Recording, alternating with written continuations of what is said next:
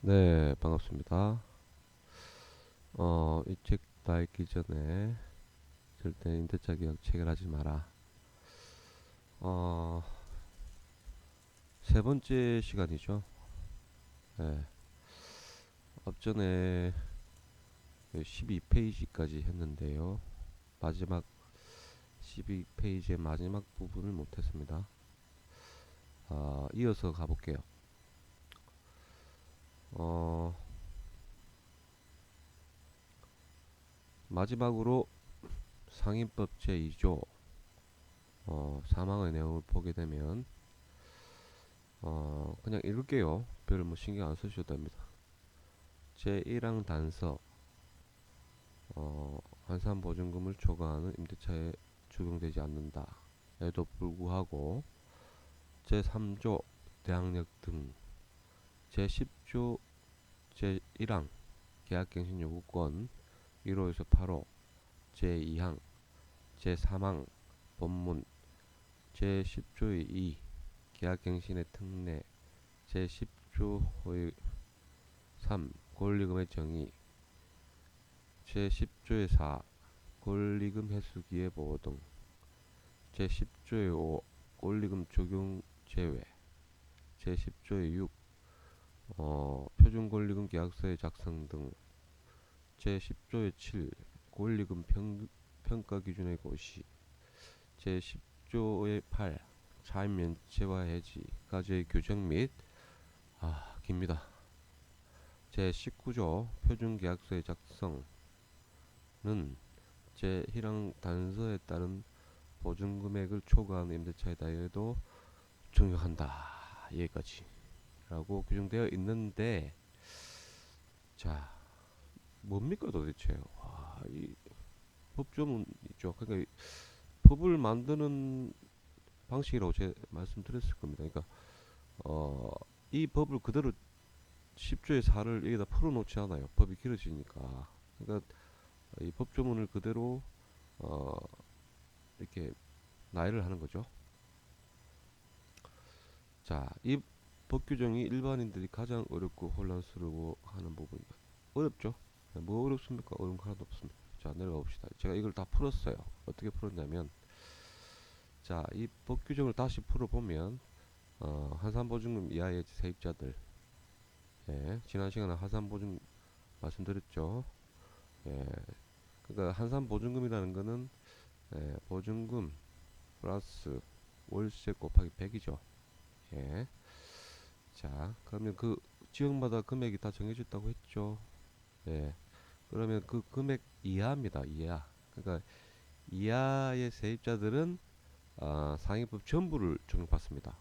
여기까지는 제가 말씀드렸고, 그 대신에 이하가 아닌 이상인 자들, 이상 자가 아니고 분들 초과하죠. 초과. 그러면 이분들은 상가 임대차 보호법을 전혀 적용을 못 받느냐? 아니라는 거죠. 예. 이 네 가지 대표적으로 네 가지입니다. 예. 몇 가지 아까 많았는데 이 보면 다 나야 된 거거든요. 뭐 다른 건 중요한 게 없고 요 네 가지만 보시면 돼요. 자, 1번 제3자에 대한 대항력. 이 뭡니까? 예. 대항력을 가진다는 거죠. 그러니까 주임법이 만들어진 이유가 뭐라고 했습니까? 결국 대항력이라고 했잖아요. 예. 그러니까 3자라는 게 대표적으로 소유권이 바뀌었을 때, 예. 주인이 바뀌었는데 나가라. 주임법이 생기 전에는 그럼 어떻게 됩니까? 나가야 된다고요. 근데 주임법이 생기고 나서 대항력이 생겼죠. 예. 그러면 안 나가도 된다고요. 그러면 자 환산 상가 임대차 보호법에 이건 좀 미스 같아요. 제가 봤을 때는 그냥 다 적용시키면 되는데 일단 이렇게 끊어놨으니까 어쩔 수 없습니다. 그러니까 환산보증금 이하만 적용받는데 그 중에서 환산보증금을 초과하는 세입자들도 이렇게 네 가지 가장 중요한 네 가지는 적용을 받는다는 겁니다. 첫 번째는 말씀드렸고 두 번째 이것도 중요하죠. 계약갱신 요구권 10년. 예전에는 5년이었는데 10년으로 바뀌었어요. 자 그리고 세 번째 권리금 회수기의 보호권 등 권리금 관련 법조문 되어 있습니다. 예, 뭐 다른 거 중요한 게 없습니다. 그러니까 권리금 뭡니까? 권리금이 우리 그 상가 임대차에서 가장 중요하죠. 왜? 다 아시겠지만은 예, 내가 뭐 인테리어를 한다든지 아니면 이 가게를 살려놨어요. 아니면 바닥 권리을 줬어요. 이런 것들을 예전에는 어, 못 받았죠. 예, 받긴 받았는데 힘들었죠. 그러니까 주인이 방해를 한다든지 대부분 주인들이 방해를 하죠. 왜 방해를 하겠습니까?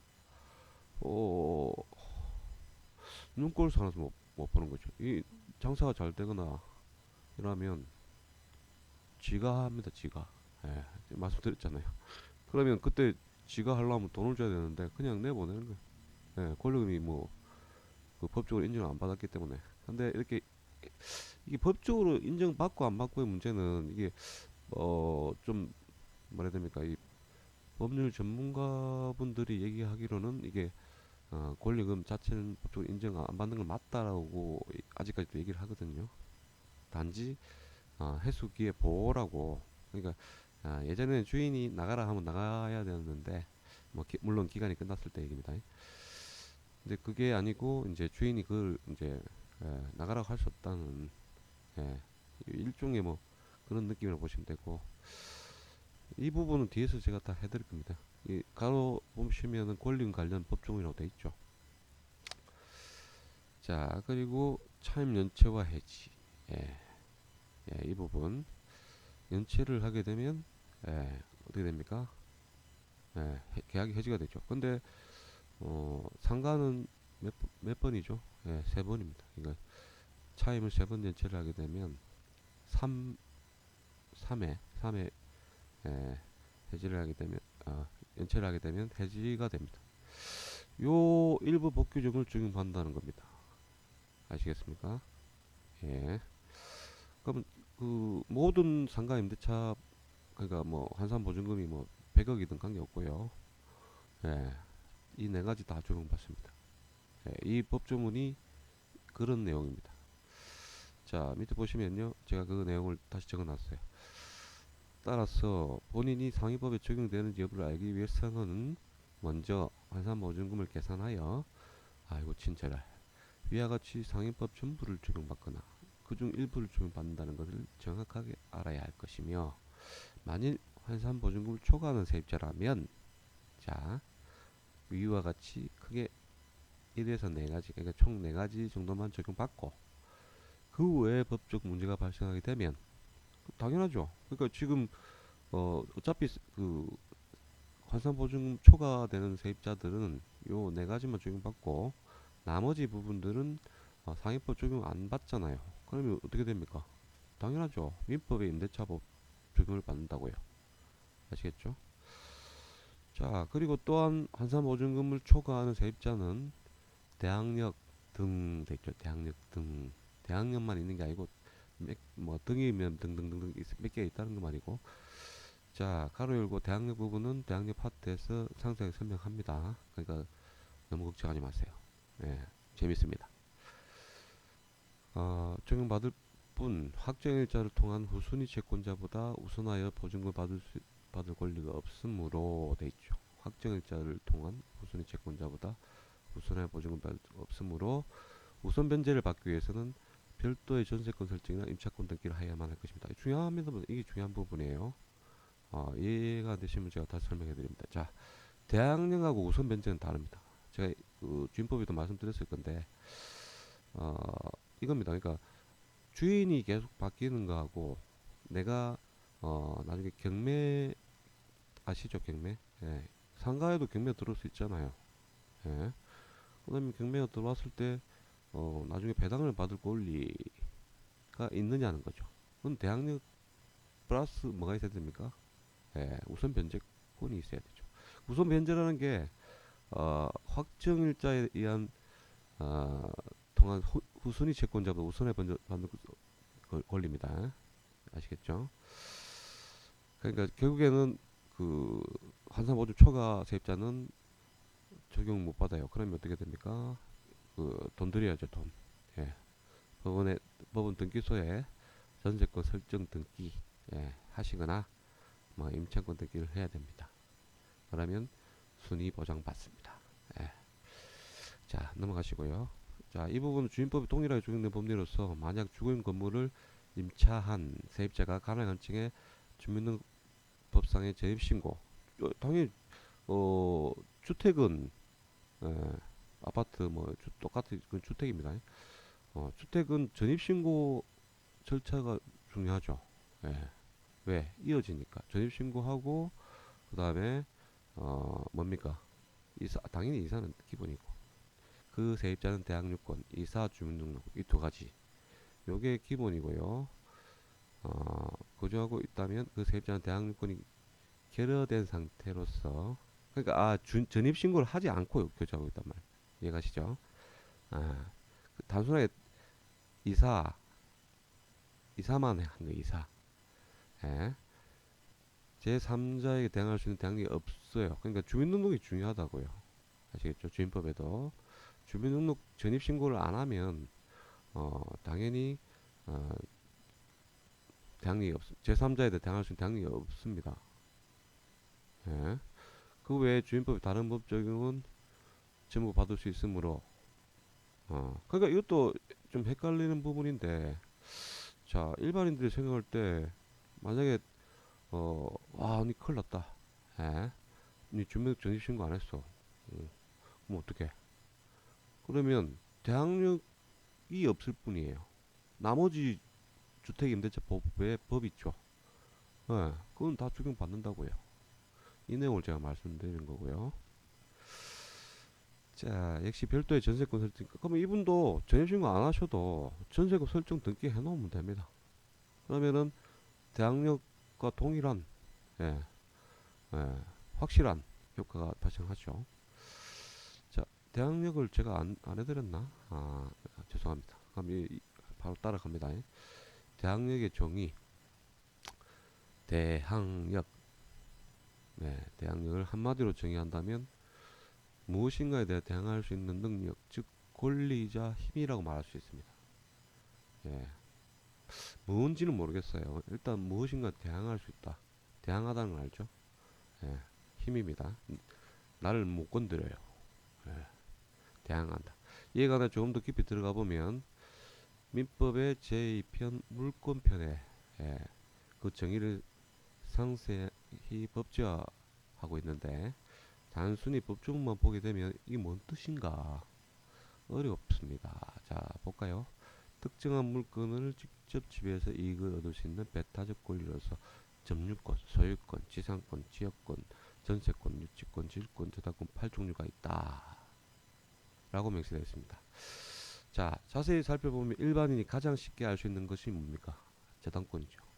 예, 앞에 근저가 빠졌는데 똑같습니다. 근저당권이라고 보시면 되고요. 자 은행에서 담보대출을 할 때 자기들이 저당권 설정을 잡죠. 근저당을. 그리고 전세권은 뭡니까? 똑같은 의미죠.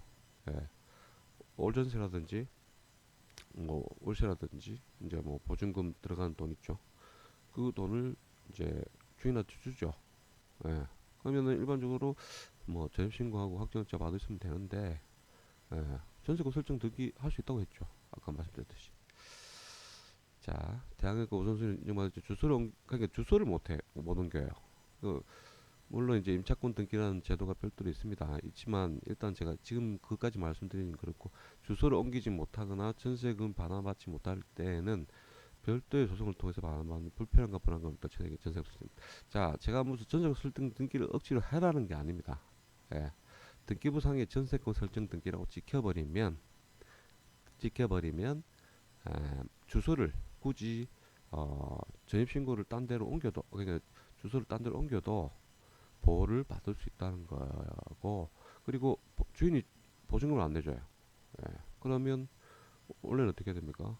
채권이라고 했죠. 예. 보증금 채권. 채권은 소송해야 됩니다. 예. 별도의 소송을 해야 된다고. 그러면 판결을 받아야 돼요. 시간 얼마 걸립니까? 많이 걸려요. 예. 근데 전세금 설정 등기를 해놓으면 주인이 안 주죠. 그럼 어떻게 됩니까? 똑같아요. 건저당 설정 등기 은행에서 해놓고 채무자가 돈을 안 주죠. 그럼 어떻게 합니까? 둘 다 경매에 넣으면 되겠네. 예. 그러면 은행도 마찬가지죠. 건저당 설정 등기에 의해서 경매를 넣습니다. 자, 익숙한 권리입니다. 이 두 가지는 많이 들어보셨을 테고, 그리고 유치권은 지나가다 보면 공사장에 한 번씩 그 현수막 걸려 있죠. 유치권을 가지고 본 뭐 건물을 점유하고 있다 이런 식으로. 그러면 뭐 이게 중요한 건 아닙니다. 유치권이라는 거는 어 뭐 굳이 제가 설명할 필요는 없겠지만 유치하다는 거예요. 유치. 뭐 애들 유치원 이런 거 말고 내가 뭔가 가지고 있다 내 손에 유치하고 있다. 왜 가지고 있는데요? 어 이유는 어 법 관련해서 이 공부할 때 들어보면 대부분 세탁소 얘기를 하더라고요. 그 세탁소에 내가 그 옷을 맡겼어요. 그러면 그 세탁소 주인은 돈을 줄 때까지 안 주죠. 물론 물건이 다 돼야 완성이 돼야 되겠지만 완성이 되고 나서 돈을 줘야 되죠. 그리고 그때까지는 이 물건에 대한 권한은 세탁소 주인이 가지고 있는 거죠. 돈을 안 받았으니까. 예, 일종의 이거를 보시면 되고 대부분 이제 건물 뭐 지어지고 있는 건물 같은 경우는 건설업체죠. 예, 자기 돈 들여갖고 그 건물 뭐 일정 부분 자기 돈이 들어갔겠죠. 물론 그 의뢰인들한테 돈을 받았겠지만 그럼 그 공사 대금에 대한 돈을 안 받은 상태에서 내줄 수 없잖아요. 그래서 그 공사 관련해서 그 건물에 대해서 유치를 해버립니다. 그러면 아무도 못 들어오게 막아버리고 그러면 경매 낙찰돼도 유치권이 형성되고 있으면은 낙찰인도 지금 낙찰인은 예전 말이고 어떤 매수인으로 하는데 매수인도 함부로 그 건물에는 못 자기 소유권을 가지고 있으면 못 들어가요. 유치권이 그보다 위라고 보시면 돼요. 근데 이 유치권이 워낙 지금 말이 많습니다. 그러니까 일부러 이제 그 기존 전 소유자하고 짜고 치는 고수들 있죠. 그런 식으로 뭐 경매 매수인한테 돈을 받기 위해서 목적으로 많이 이용을 하다 보니까 뭐 어쨌든 지금 뭐 법 자체가 뭐 없어진단 말도 있는데 쉬운 문제는 아닌데 일단 그렇게 아시면 됩니다. 자, 어쨌든 뭐 이야기가 옆으로 빠졌는데요. 이런 곤들이 다 물건이라는 거예요. 자, 필자도 이 물건 전부에 대하여 자세히 설명하자 뭐 설명 다 아니라도 좀 드렸어요. 전부는 아니더라도 앞서 얘기한 바 대항력이라는 것은 결국 물건이 가지고 있는 힘의 일부라는 겁니다. 그러니까 결국은 물건에서 제일 강력하게 가지고 있는 게 대항력이고요. 다시 한번 쉽게 정리하면 어, 개인들 간의 물건 대부분 부동산이죠. 가지고 서로가 자신의 소유로 주장한 내 거다. 어, 그냥 어, 뭐 100억짜리 건물 내 거다. 이러면 서로 자기 거라고 하잖아요. 그럼 어떻게 해야 됩니까? 예. 뭐 등기부등본 떼보면 되죠. 이건 누구 건지. 근데 그 등기부등본에 보면 소유권이라고 명백하게 예를 들어서 홍길동 돼 있다. 그러면 그 사람이 소유자입니다. 소유자. 법적인 우선순위. 그러면 어 뭐 저당권도 마찬가지겠죠. 거기 보면 근저당 설정 돼 있다. 예. 그럼 물건에 기해서 이 사람들이 자기 소유권을 가지고 있는 겁니다. 근데 자, 만약 그 누군가가 물건의 최초의 내 것이라는 표식을 하였다면 다른 사람 그 표식을 보고 당연히 다른 사람 소유인 것을 알고 더 이상 자기 소유를 주장하지 않는 것이 그 표식이 바로 국기관이 대부분 등기소, 등기부등본 지금 등기상 전부증명서라고 합니다. 예. 하도 어, 오랫동안 한 30년, 40년 동안 등기부등본을 하니까 등기상 전부증명서라면 몰라요. 그래서 내가 등기부등본이라고 합니다. 몰라서 안 하는 게 아니고요. 자, 1차적으로 그 등기부등본상의 소유자로 소유권 말씀드렸죠. 홍길동이 소유자가 되어 있다. 소유권 이전 등기가 되어 있고 2차적으로 그 소유권 이전 등기에 기해서 예, 근저당 설정 등기, 물권, 전세권 설정 등기 이런 식으로 어, 등기가 돼 있어요. 그러면 순위가 이미 정해져 있죠. 이 상태에서 혹시나 들어올 수 있죠. 그 뒤에 순위는 건 뭐 우리가 뭐 1순위, 2순위 정해 있다 하더라도 또 3순위나 4순위 계속 들어올 수 있으니까요. 예. 그럼 뒤에 뭐가 들어올 수 있냐? 가등기, 가처분, 가압류 이런 거 들어보셨죠? 앞에 가짜가 붙는데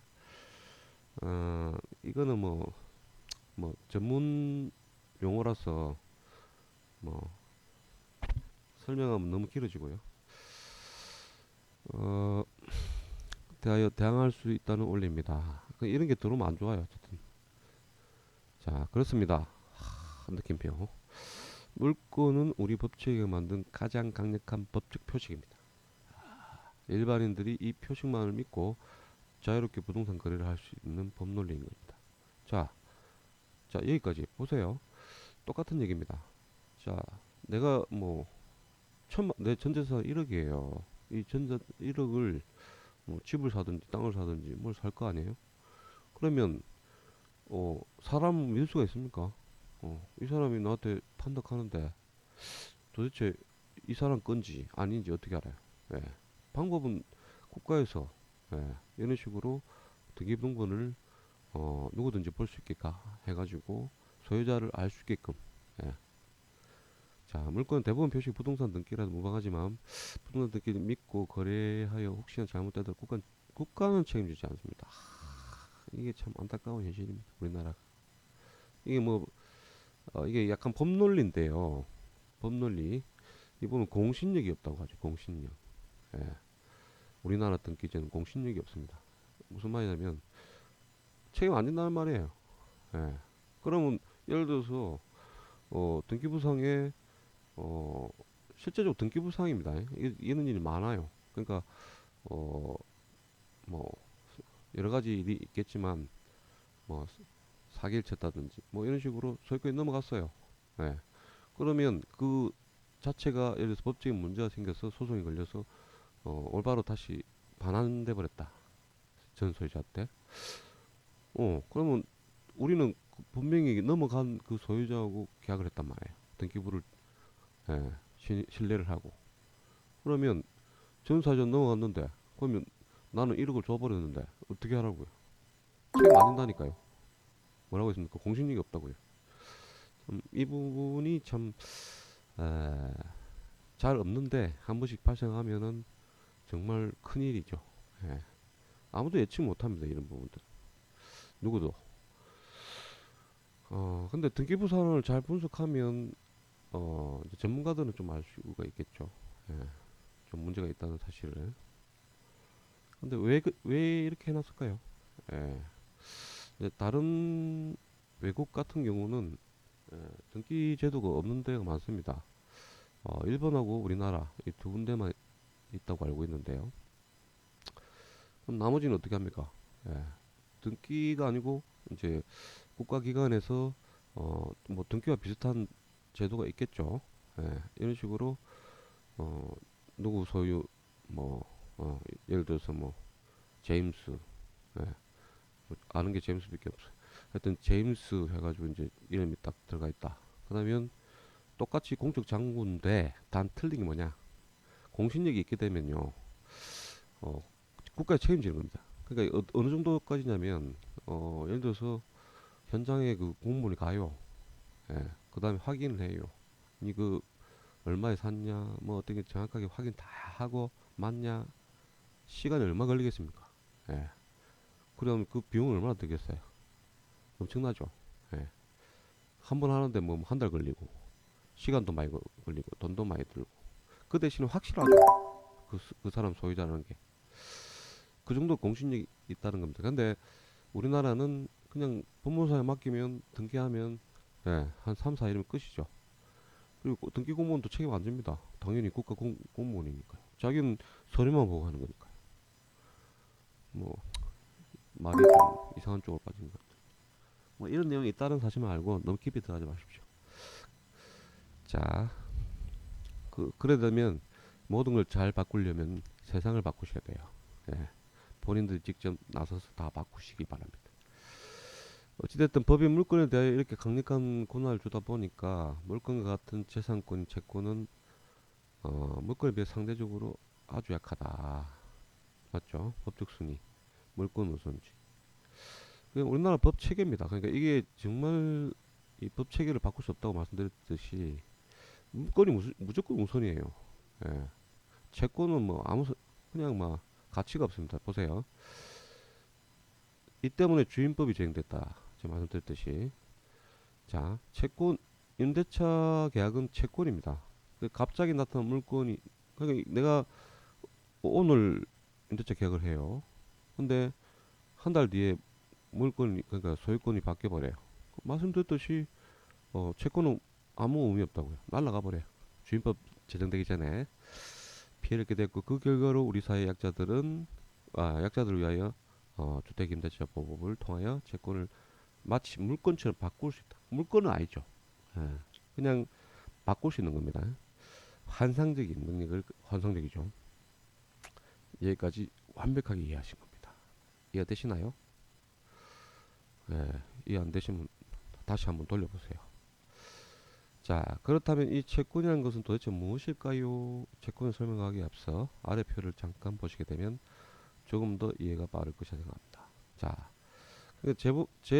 그 지금 만든 책을 보시면 대부분 이런 식으로 비교, 도표 이런 식으로 눈에 잘 띄게끔 했습니다. 그러니까 이 보시면은 물권, 채권 돼 있죠. 이제 칸 쭉 내려가 보면 의, 객체, 효력, 배타성, 뭐 양도성, 종류 내용이 있습니다. 일단 의는 물건을 직접 지배하는 지배권이고 채권은 채무자 특정인이죠. 특정인. 이거는 모든 사람. 특정인에게 일정한 행위를 요구할 수 있는 권리, 청구권. 그 다음에 객체는 물건이고 재산권. 그 다음에 채권은 특정인의 행위, 급부. 대부분 이제 채권은 돈이죠. 금전. 어, 대세권, 절대권. 뭔가 강력한 느낌이 들고 이건 대인권, 이 사람, 상대 좀 좁아 보이죠. 배타성, 배타라는 건 이제 어, 여기까지 딱 배타적이다. 뭐 성격이 너 배타적이다. 뭐 이런 거 있죠. 예, 배타적, 우선적 효력, 내 것만 챙기는. 그다음에 물권적 청구권. 그다음에 이 배타적이 없어요. 채권자 평등, 누구나 평등합니다. 무슨 말이냐면 물건은 짝 순위가 있는데 채권 순위가 없다고 했잖아요. 그러면 순위가 없으니까 내가 지금 들어오나 그 다음에 뒤에 누가 들어오나 지하고 나하고 똑같아. 나눠먹기. 자, 양도성 있고요. 양도는 누구한테 넘긴다는 거. 그 채권은 양도를 하기 위해서는 그 채무자의 동의를 얻어야 돼요. 이게 약간 제한되는 부분이 있고요. 그 다음에 물권 법정주의, 강행 규정이고 계약 자유 원칙, 임의 규정입니다. 여기까지 이런 법정 용어들이 있는데 강행 규정하고 임의 규정은 되게 중요한데요. 그러니까 강행 규정은 나중에 맨 이 교재 뒤에 제가 정리를 해놨는데 쉽게 말하면 꼭 지켜야 된다는 거예요. 예. 이 법조문 보통 대부분 법조문이 강행 규정이라고 하고 그 임대차 보호법은 대부분 강행 규정입니다. 그 다음에 임의 규정은 안 지킨다는 말은 아니고요. 기존에 그 법조문이 있으면 그대로 하고 그거를 별도로 특약으로 양쪽이 협의해서 다른 사항으로 바꿀 수 있었다는 거예요. 충분히 바꿀 수 있다는 겁니다. 이건 좀 어려운 내용인데 그래도 이걸 알아야 돼요. 자, 채권의 예는 매매, 증여, 임대차, 임금, 대여금, 채권이죠. 임대차까지는 제가 임금도 마찬가지 채권이고 대여금. 그러니까 내 말 그대로 사업주가 고용인한테 월급 줘야 되죠. 안 주면 뭡니까? 채권이 채권. 대여금도 마찬가지고 돈 안 주면 채권이죠. 그러면 청구를 하겠죠. 근데 매매나 증여는 뭡니까? 약간 느낌은 다른데 일단 이것도 채권이에요. 그러니까 매매는 이제 매매 계약서 체결하죠. 그러면 마찬가지로 매매 대금이 주고 그다음 소유권 넘겨받잖아요. 예. 일종의 이것도 채권이라고요. 매매 대금 채권. 자, 위 표에서 가장 중요한 부분은 뭡니까? 제가 대세권, 절대권은 말씀드렸고요. 반면에 채권은 대인권, 상대권이라고 하는데 왜냐하면 물건은 물건은 불특정. 예. 그러니까 누구를 특정하지 않습니다. 모든 사람, 개나 소나 닭이나 내 것이다 주장할 수 있지만 채권은 특정인 A, B, 니 둘에게만 자신의 것이라고 주장할 수 있을 뿐이다. 이 주장 또한 당연히 인정받을 수 있는 게 아닙니다. 예. 왜요? 왜 그럴까요? 예. 사적인 서로 간에 무슨 임대차 계약서 썼다. 그 다음에 자격증을 썼다. 두 사람 간의 계약이잖아요. 이걸 어떻게 인정을 해줍니까? 정확하게 썼는지 안 썼는지 잘 모르겠고. 자, 이 주장 또한 당연히 인정받을 수 있는 게 아니다. 그럼 당연히 이거 인정 못 받죠. 그러면 누가 인정을 해줘요? 판사님이 소송에서. 맞죠? 그러면 판결 받는데 시간도 많이 걸리고 어쨌든 그렇습니다. 최종 자신의 것임을 법으로 인정받아야 하기 때문에 채권은 솔직히 말해서는 권리라고 하기 좀 부끄럽습니다. 이거. 네. 앞서 말씀드렸듯이 대표적인 채권 중 하나가 임대차 계약이며, 와, 이 얘기는 뭐 여기서 몇 번째 합니까? 임차인이 임대인에게 가지는 권리였고, 예전에는 이러한 법적 체결하에 평생 모아온 전 재산인 전세금을 임대인이 소유권, 물건이죠. 타인에게 양도, 매매 해버리면 매매는 임대차를 깨뜨린다. 이런 법원처럼 전세금을 하루아침에 날려버리는 크나큰 낭패를 보던 일이 허다했답니다. 물건이 가지는 강력한 배타적 지배권을 법에서 인정하고 있었기 때문입니다. 이게 법률 체계란 거예요. 우리나라 법률 체계 누가 만들었는지 누가 만들었겠죠. 예, 올라가면 뭐 일본법, 독일법 뭐 지금 계속 내려왔던 그것도 그 법을 이제 해석을 해서 법률 체계를 만드는 거죠. 자, 이후 주임법을 통해서 임차인은 임차권이 채권에 불과하지만 물권처럼 타인에 대항도 하고 경매가 되면 순위가 이제 강력한 의무가 있다. 그래서 주임법이 참 처음에 잘 만들어졌다는 거죠. 자, 법 좀 잠깐 볼까요? 주임법 3조에 보면 대항력 등이 있죠. 임대차는 그 등기가 없는 경우에도 임차인이 주택의 인도, 이사, 주민등록을 마친 때에는 그 다음 날부터 제3자에 대해 효력이 생긴다. 이게 대항력입니다. 자, 이 경우 전입신고를 할 때 주민등록이 된 것을 보고 뭐 나머지 사항들은 그냥 읽어보시면 돼요. 중요한 건 아니에요.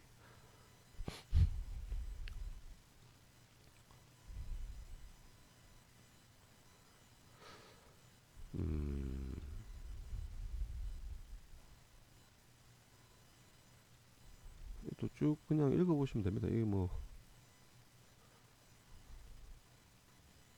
민사집 빼고 나오고 국세징수 나오고 임차인은 임차주택을 임대인 보증받을 수 없다.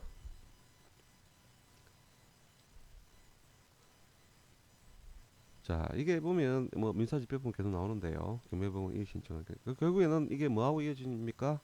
아, 부동산 경매하고 이어져요. 예. 왜?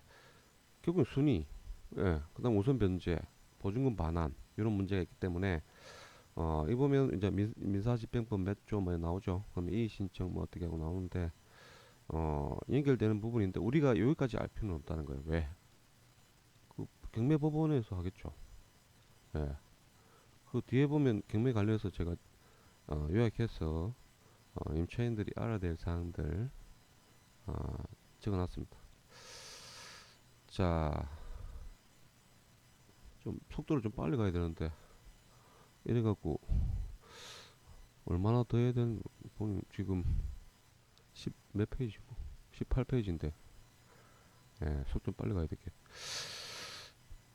주임법 제3조 3항에 대한 법 해석. 주임법은 중소기업도 적용합니다. 자, 흔히 주임법은 자연 그러니까 일반인들이 아는 상식을 제가 말씀드린 거예요. 주임법은 그러니까 회사는 적용 안 받는다거든요. 법인, 예. 자연인, 개인만 적용되고 법인은 적용되지 않는다고 알고 있죠. 예. 근데 이 법조문을 보게 되면 중소기업법 제2조에 따른 중소기업, 예. 이게 이제 개정이 한번 됐었는데, 자, 해당하는 법인이 소속 직원의 주거용으로 주택을 임차한 후 그 법인이 선정한 직원이 해당 주택을 인도받고 똑같죠. 개인처럼 주민등록 마쳤을 때 제1항을 준용한다 돼 있죠. 임대차 끝나기 전 그 직원이 변경된 경우에는 그 법인이 선정한 새로운 직원이 주택을 인도받고 뭐 주민등록 다음 날 제3자의 효력이 생긴다는 뜻다 돼 있죠. 자, 그리고 중소기업법 2조를 보시면요. 중소기업을 육성하기 위한 시책의 대상이 된 중소기업자는, 근데 제가 찾아봤는데요. 거의 중소기업, 대기업 빼고 우리나라에 있는 모든 기업이 다 포함돼요. 예. 뭐 자본금이 뭐 2천, 하여튼 뭐 웬만하면 다 된다고 보시면 됩니다. 예. 중소기업에. 이 보면 또한 중소기업법 뭐 3조를 범위를 정하고 있죠. 이 보면 죄송합니다. 5천억이군요. 예, 5천억. 내가 뭐 5천이 감이 없습니다. 이게 뭐 그냥 숫자일 뿐이라서. 자, 그러니까 대부분의 중소기업, 우리나라에 운영되는 회사, 그 다음에 그냥 그 사람을 고용하는 있죠. 한 사람이라도. 예, 다 중소기업. 예, 법인 중소기업 보시면 되고 다 적용된다 보시면 됩니다. 예. 똑같은 말이고 쭉쭉. 자, 정리하면 자산 총액이 5천억 미만 중소기업은, 이 자산 총액이 5천억이라는 게 이 작나요? 나는 뭐 감이 안 잡히는데. 예. 웬만한 우리 쉽게 말하면 무슨 뭐 롯데, 뭐 LG 요런 거는 뭐 이 이상 되겠죠. 예, 현대. 근데 그 아이고는 대부분 해당되지 않을까 싶습니다. 자, 다 해당된다고 말씀드렸죠. 중소기업 인정되는 건 사장 한 명이 운영하는 음식점 됩니다. 그 다음에 의료 시행령 뭐 의료법인 이건 안 되고, 개인 사업자가 운영하는 의원, 병원, 한의원 등 되고, 지역 주민으로 구성된 마을기업, 입법상 법인, 상법상 회사. 아이고 이런 거 다 읽어드리기 그렇죠. 눈으로 한번 스캔하세요. 이게 뭐 본인이 아는 거 나오는가. 예. 이게 좀 특이하네요. 사업자 등록을 한 특수 형태 근로 종사자 해갖고 보험 설계사, 학습지교사, 골프장 경기보조원, 레미콘기사, 한무기사, 덤프기사, 대리운전 등 요런 분도 된다는 거예요. 자, 교회, 새마을금고, 신용협동조합, 한국철도. 근데 이게 보시면 이거 안 된다는 거거든요. 이거 안 됩니다. 중소기업이 아니라는 거예요. 자, 그러면 지금 중소기업 인정되죠? 근데 단 아까 법인이라고 말씀드렸잖아요. 법인이 뭡니까? 예, 등기부 법이 상업등기소라고. 예, 우리 일반 부동산 등기가 아닌 상업등기, 그러니까 법인을 주로 다루는, 거기가 법인 등기부등본이 발급이 되는 거를 얘기하는 거예요. 아시겠죠? 뭐 이런 거에 들어갈 필요는 없는데 일단 그래 아시면 됩니다. 지금까지 본 바와 같이 주임법에서는 주택 임차인에게 대항력과 우선순위를 보장하여 주었고, 이후 상가 건물의 임차인들에게도 상위법 제정됨으로 인하여 동일하게 이런 내용을 보장해 줍니다. 자, 상위법 볼까요? 3조. 아까 제가 읽어드렸죠.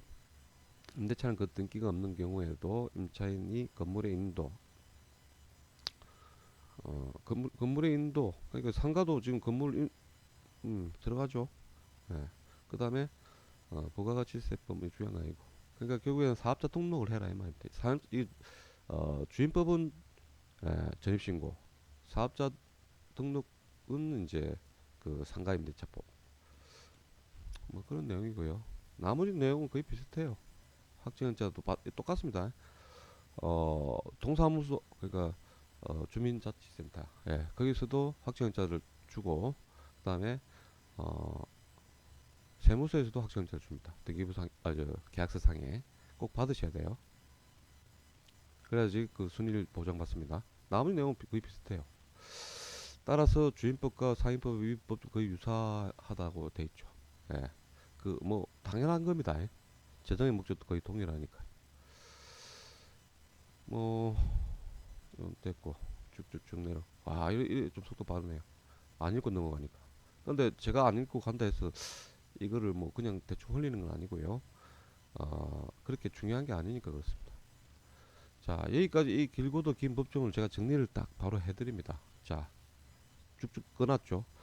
아, 주택 상가 건물 임차인들은 임차 부동산을 인도 이사받은 후에 그 부동산 소재지 관공서, 주택은 주민센터, 상가 건물은 세무서에 전입신고 또는 사업자 등록 신청을 하게 되면 물권과 비슷한 효력인 대항력을 인정받을 수 있고, 거기에 상위법의 경우는 한산보증금 한도 내 주임법에 이러한 제한이 없어요. 전부 다 적용돼요. 라면 추가로 확정일자를 임대차 계약서에 받게 된다면 그 다음 날부터 등기부상 우선순위 효력까지 발생하게 된다. 이 말을 긴 시간 제가 말씀드린 겁니다. 자, 그 외의 법조문들은 좀 더 상법에서 다루고 있는 세부적인 내용으로서 오받을 수 있는 임차인의 추가 권리 등을 담고 있으나 필자가 이에 대해 뭐 아까 제가 말씀드렸잖아요. 중요한 게 아니라고요. 그냥 읽어보시면 돼요. 민법 임대차의 대항력 인정 방법 돼 있죠. 자, 무슨 말입니까? 자, 오늘 이게 거의 마지막 같은데요. 여기까지만 해볼게요. 자, 민법 제 621조를 보죠. 그러니까 주민법이 생기기 전에 우리 뭐 본다 했습니까? 민법에 있는 임대차를 보죠. 자, 보면 621조 임대차에 등기해가지고 부동산 임차인 당사자 간에 반대 약정이 없으면 임대인에 대하여 그 임대차 등기 절차에 협력할 것을 청구할 수 있다. 옛날에도 임대차라고 등기가 있었죠. 부동산 임대차를 등기할 때에는 그때부터 제3자에 대해 효력이 생긴다. 그러니까 결국에는 주민법 생기기 전에도 이런 게 있었다는 거예요. 그럼 왜 안 했습니까? 주인이 안 해줬죠.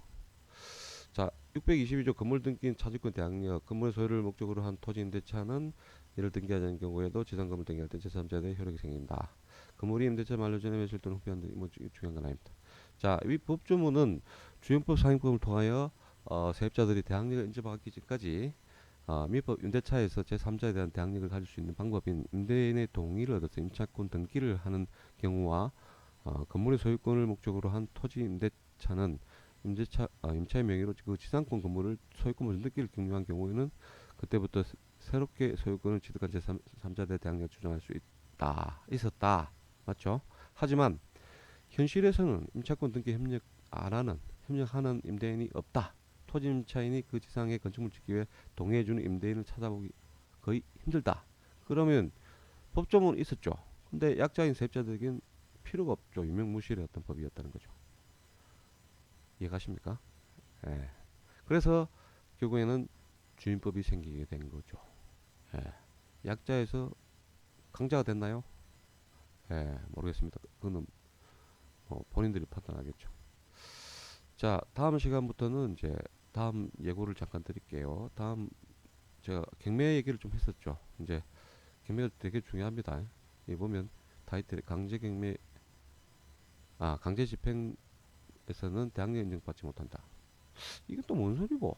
앞전에는 뭐 대항력 인정 딱 받는 다음에 장난치나? 아이고 참 머리 아프다. 그러니까 이 법이 어렵습니다. 여기서는 적용받고 저기서는 적용 안 받고. 그러니까 일단 이 부분은 다음 시간에 제가 정리를 해드릴 테니까 이어서 가겠습니다. 어, 뭐 이렇게 한 가지씩 아는 게 재밌는 거 아닌가요? 예. 그래서 결국에는 알아야지 안 당하는 겁니다. 예. 오늘 여기까지 하겠습니다. 감사합니다.